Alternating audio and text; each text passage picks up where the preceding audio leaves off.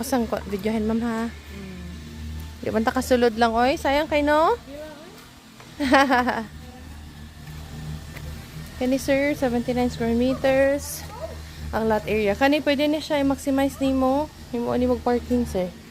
Kani or extension. Kani taman din hi. Dayon. Dari kay dako nga space sa likod, pwede ka pwede mo i-maximize sir. Basta ang katunga bito ani, di pa na to ma-appreciate kamay kayo. Hugaw pa. Pero ingani, nindot siya. Kana imong pikas na lang kay katapad sir, pero okay ra gyud kayo na. Kaning katunga lang ani sir mo ang imong kuan. Imong space. Kani dayon whole space nimo pwede nimo ipa-coral, pwede nimo ipa semento. Which is sir. Yeah, ang equity ani karon kay nasa mga 500 pero ang owner baligya ra niya og kuan 350k.